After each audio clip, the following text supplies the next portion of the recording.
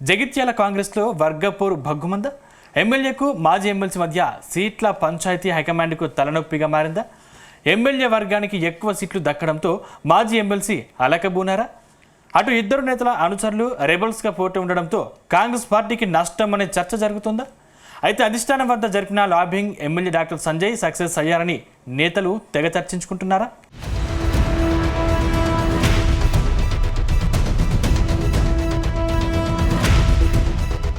జగిత్యాల జిల్లాలో మున్సిపల్ ఎన్నికల్లో టికెట్ల పంచాయతీ తారాస్థాయికి చేరుకుంది.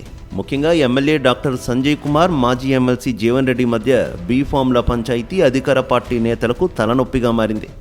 తాజాగా ఇద్దరు నేతలు తమ అనుచరులను ఎన్నికల బరిలో నిలిపారు. కానీ జగిత్యాల ఎమ్మెల్యే సంజయ్ వర్గానికే ఎక్కువ టికెట్లు ఇచ్చారని జీవన్ రెడ్డి తీవ్ర అసంతృప్తి వ్యక్తం చేశారు. 50 సీట్లలో ఎమ్మెల్యే వర్గానికి 30 సీట్లు ఇచ్చి తన వర్గానికి కేవలం 20 సీట్లు మాత్రమే ఇచ్చి నా మెడ కోసారని ఆవేదన వ్యక్తం చేశారు. ఈ క్రమంలో జీవన్ రెడ్డి ఇంటికి భారీగా చేరుకున్న కాంగ్రెస్ నేతలు, కార్యకర్తలు ఎమ్మెల్యే సంజయ్పై బూతులతో రెచ్చిపోయారు.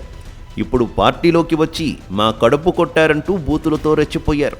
అయితే సర్వేల ఆధారంగానే సంజయ్ వర్గానికి ఎక్కువ సీట్లు ఇచ్చినట్టు పార్టీ పెద్దలు జీవన్ రెడ్డిని బుజ్జగించే పనిలో ఉన్నారని తెలుస్తోంది.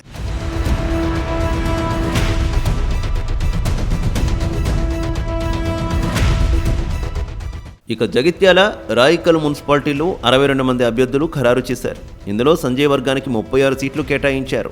జగిత్యాలలో 30, రాయికల్లో 6 సీట్లను ఎమ్మెల్యే వర్గానికి కేటాయించారు. అటు మాజీ ఎమ్మెల్సీ జీవన్ రెడ్డి వర్గానికి 26 సీట్లు ఇచ్చారు. జగిత్యాలలో 20, రాయికల్లో 6 సీట్లకే పరిమితం చేశారు. అయితే ఓ సర్వే, ఇంటెలిజెన్స్ నివేదిక ఆధారంగా గెలుపు గుర్రాలకి టిక్కెట్లు ఇవ్వాలన్న సీఎం రేవంత్ మాటకే కట్టుబడి ఈ నిర్ణయం తీసుకున్నట్టు తెలుస్తోంది. అయితే డాక్టర్ సంజయ్ వర్గానికి సీట్లు పెంచడంపై జీవన్ రెడ్డి అనుచరులు భగ్గుమన్నారు. నిన్న రాత్రి దాకా తనకు టికెట్ ఇస్తానని చెప్పారు. ఇవాళ తనకు టికెట్ లేదని చెబుతున్నారని వాపోయారు. టికెట్ ఇవ్వకపోవడంతో కన్నీటి పర్యంతమయ్యారు కాంగ్రెస్ పార్టీ మెట్పల్లి పట్టణ మహిళా అధ్యక్షురాలు హరిత. ఇటీవల పార్టీలో చేరిన గణేష్కు కాంగ్రెస్ పార్టీ టికెట్ ఇవ్వడంపై ఆగ్రహం వ్యక్తం చేశారు. జీవన్ రెడ్డి తీవ్ర అసంతృప్తి వ్యక్తం చేశారు. పార్టీ నిర్ణయం తనను తీవ్రంగా కలచివేసిందని ఆయన ఆవేదన వ్యక్తం చేశారు.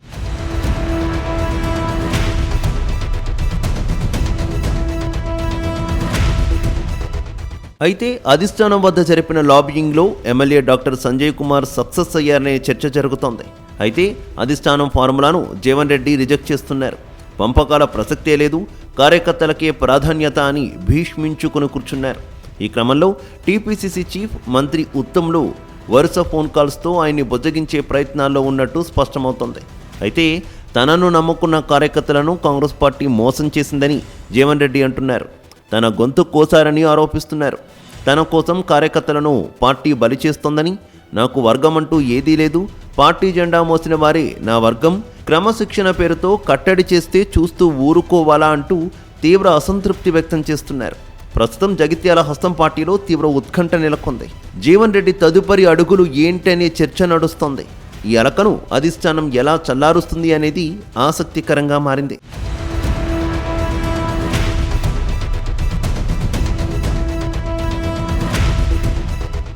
ప్రస్తుతం జగిత్యాల కాంగ్రెస్లో జీవన్ రెడ్డి వర్సెస్ సంజయ్ మధ్య పచ్చగడ్డి వేయకుండా భగ్గుమంటోంది. డాక్టర్ సంజయ్ కాంగ్రెస్ పార్టీలోకి రావడాన్ని జీవన్ రెడ్డి మొదటి నుంచి విభేదిస్తూనే ఉన్నారు.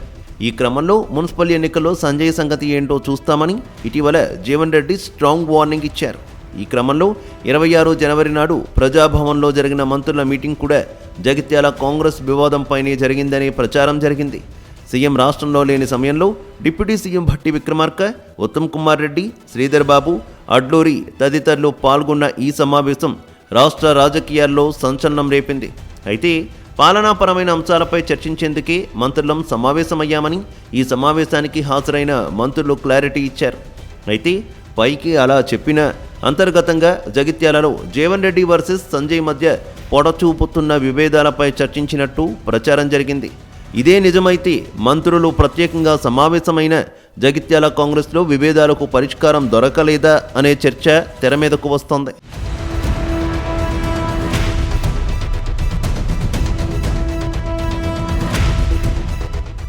మొత్తం మీద ఎమ్మెల్యే సంజయ్ వర్గం మాజీ ఎమ్మెల్సీ జీవన్ రెడ్డి వర్గం ఢీ అంటే ఢీ అంటోంది. దాంతో ఈ ఎఫెక్ట్ కాంగ్రెస్ పార్టీ అభ్యర్థులపైన పక్కా చూపుతుందని అంటున్నారు. ఇప్పటికే రెబల్స్ బరిలో ఉండొద్దని పార్టీ హైకమాండ్ స్పష్టంగా ఆదేశాలు ఇచ్చింది. కానీ జగిత్యాలలో మాత్రం పెద్ద ఎత్తున అభ్యర్థులు నామినేషన్లు దాఖలు చేశారు.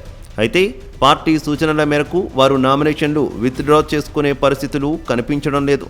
పార్టీ నుంచి ఒకరికే బీఫామ్ దక్కుతుండడంతో మిగతా నేతలు రెబల్స్గా మారిపోయి కాంగ్రెస్ అభ్యర్థికి నష్టం చేయొచ్చని అంటున్నారు. ఇదే జరిగితే ప్రతిపక్ష బీఆర్ఎస్కు నెత్తిన పాలు పోసినట్లే అంటున్నారు.